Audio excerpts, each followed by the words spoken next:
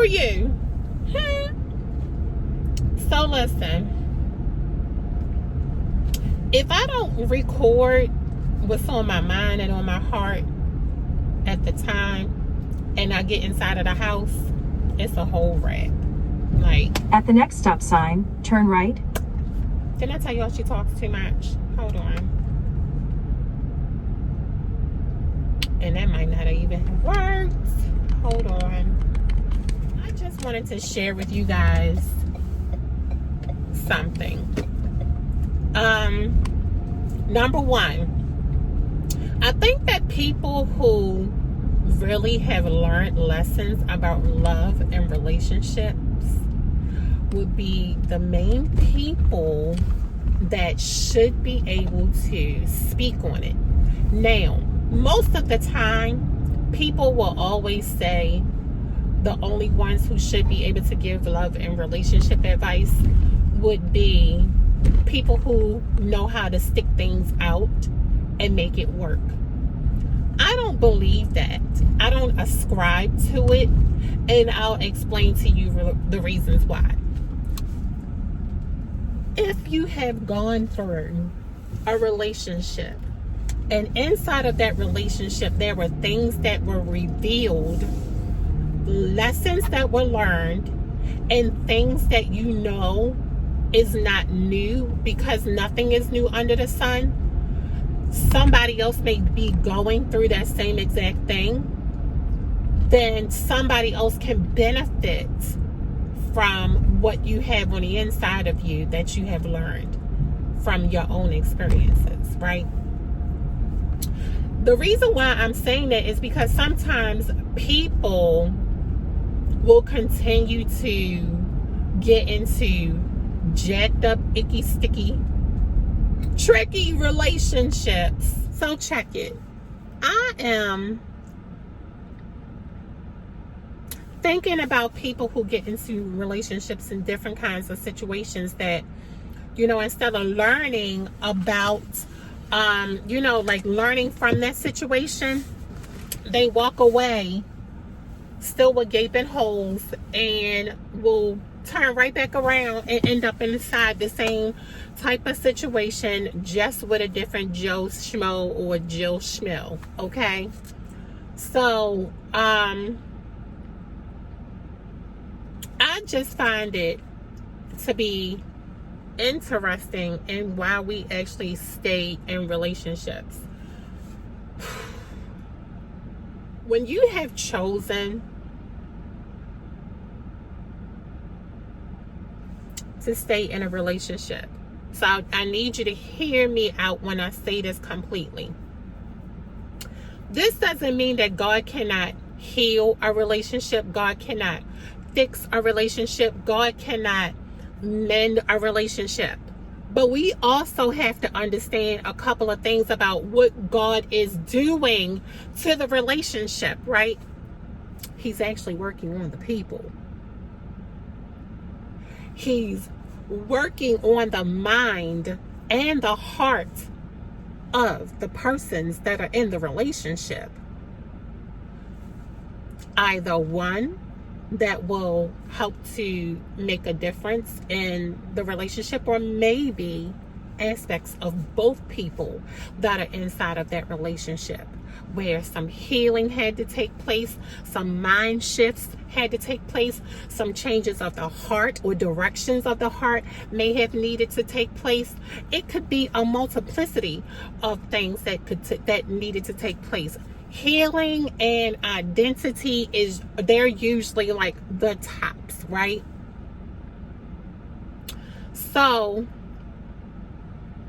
there is an inner working that's on the inside of you that generally has to take place when relationships are mended, right? Let's just say that you continue down the same road, or you stay in a circuitous relationship that has not changed, that is the same. It is aggressive, verbally abusive, misappropriating, manipulating, right? Controlling. deceptive. And you always see these things pop up repeatedly, and yet you have chosen to stay. My question to you is, why are you there? The reason why I'm saying something about this is because a lot of times we find ourselves sticking in relationships or sticking inside of situations that probably weren't even meant for us in the first place. But because of the fact that we aren't fully healed in the heart, in the mind, operate not as low self-esteem, feel like we can't get any better, or we don't deserve any better, we always end up settling for the first person that looks at us, the first person who notices us, the first person that might want to show us some attention, like hee, just for us to think that we got a bag of diamonds, right? That probably was just a bag of sand. I'm saying this because we often settle too much. If we're in a relationship and it is continuously abusive with no signs of mediation to help to better things or to shift things, it's time to roll.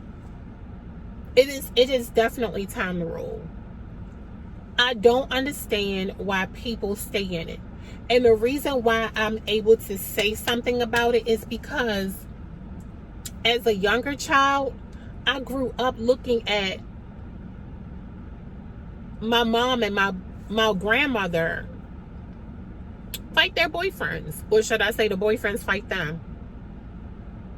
Like, it had gotten to a point a couple of times where I even had to jump in to help fight. As a teenager, I had to jump in to help fight off the boyfriends. But why are we sticking inside of these relationships? And so as a result,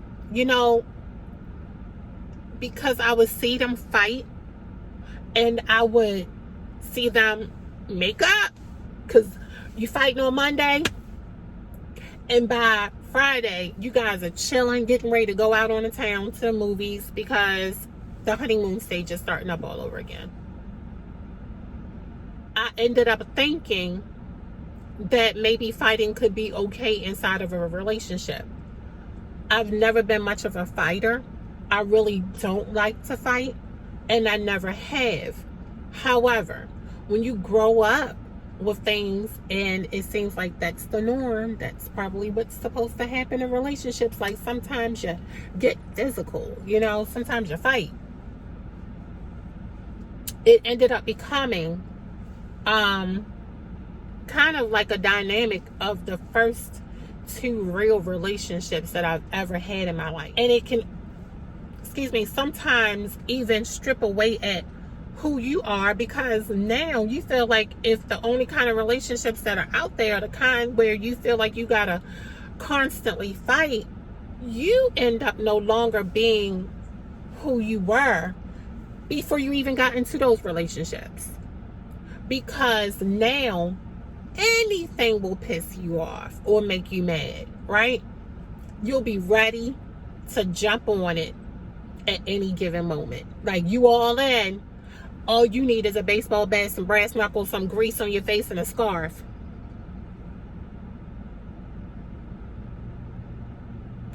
I'm just saying. Please make sure that you know the reason why you're in your relationship.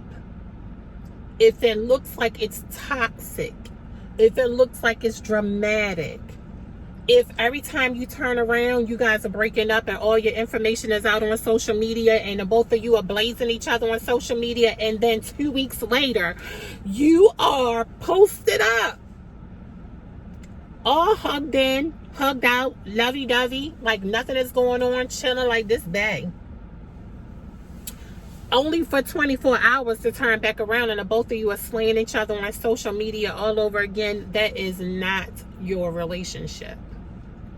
No relationship is perfect, and no relationship goes without there being some trials and tribulations, some pulls and tugs. But when it gets to be too much, if it is constant arguing, fussing, fighting, slaying each other's names, nobody's willing to actually willing to compromise. There's no compromising inside of the situation. Nobody is willing to see the error of their ways. Forgiveness doesn't seem like it's an option. Like, that's not your relationship. That is not the relationship for you.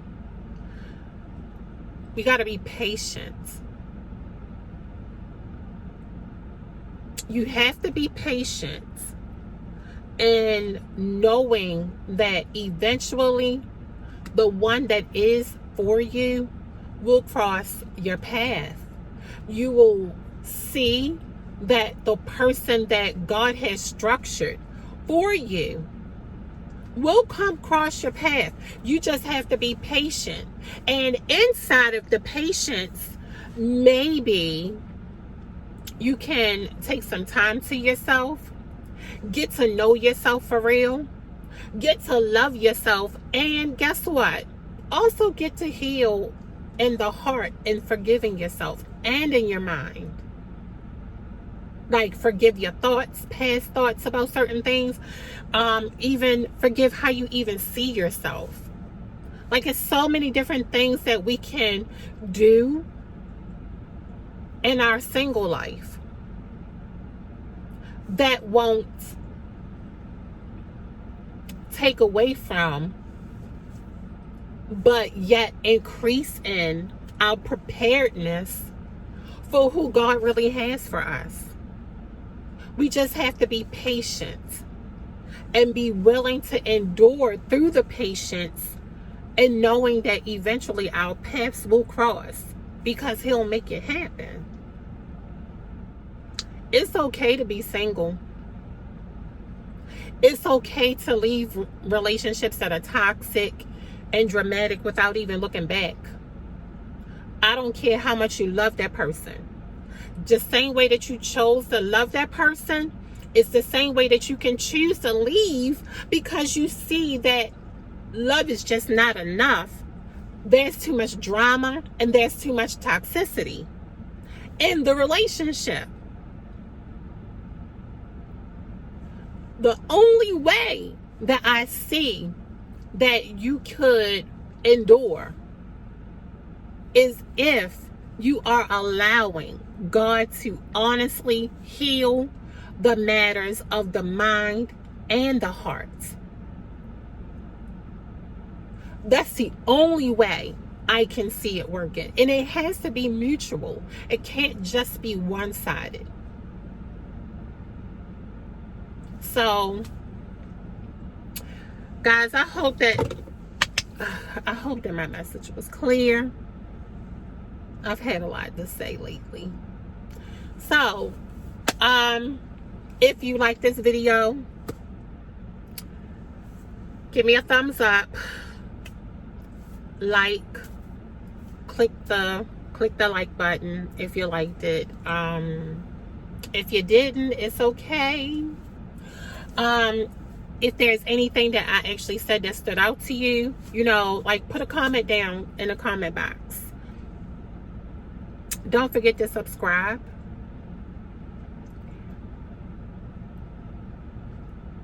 Yeah, don't forget to subscribe.